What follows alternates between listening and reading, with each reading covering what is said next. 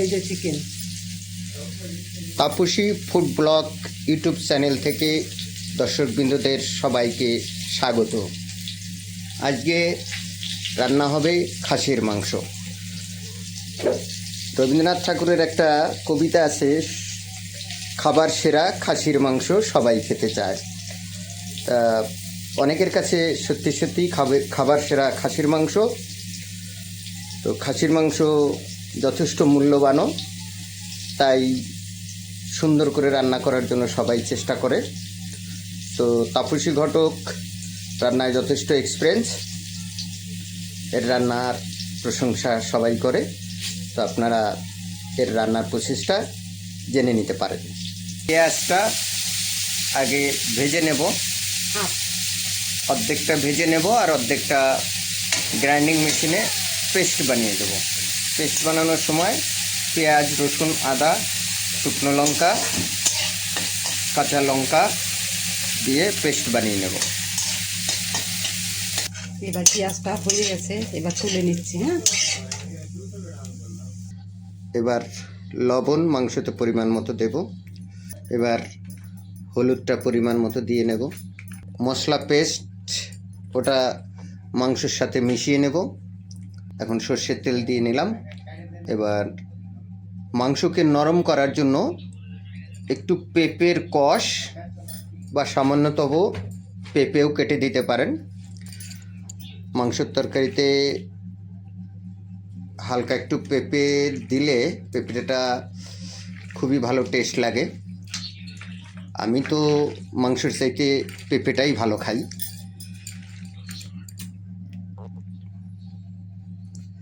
এবার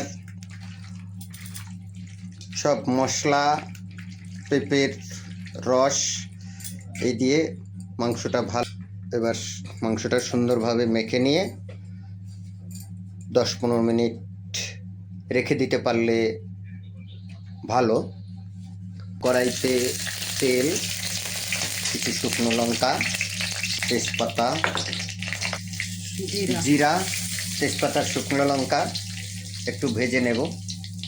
লবঙ্গ, এলাচ দানাও দিয়ে নেব। এবার আদা ছেঁচে।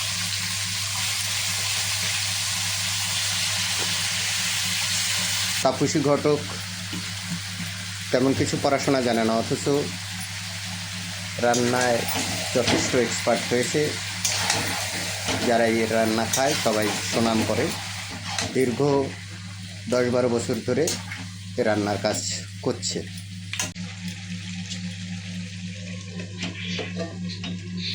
মাংস উনুনে দিয়ে ঢাকনা দিয়ে ঢেকে দিয়ে 8-10 মিনিট জ্বালানি করে নিতে হবে। এরকম ঢাকনা খুলে মাঝে মধ্যে নেড়ে দিতে হবে। 8-10 মিনিট জ্বালানি করে নিতে হবে।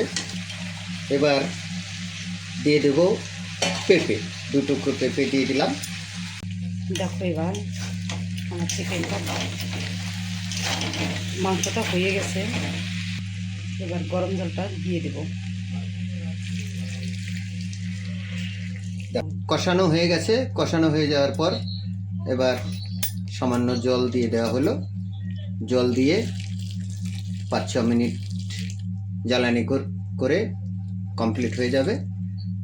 এবার যখন নামিয়ে নেওয়া হবে তখন 2 এলাচ দানা থেতো করে দিয়ে নামিয়ে নিতে হবে। রান্না কমপ্লিট। তো দর্শক বন্ধুদের কাছে অনুরোধ, আপনাদের ভালো লাগলে অবশ্যই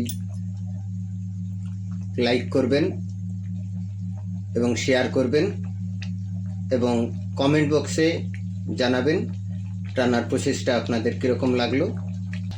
রান্না হয়ে গেছে। এখন এলাচ দানা এবং লং থেতো করে দিয়ে দেওয়া হলো। আর আগে যে পেঁয়াজ ভাজা রাখা হয়েছিল সেটা লাস্টে দিয়ে দেওয়া হলো। রান্না সমাপ্ত।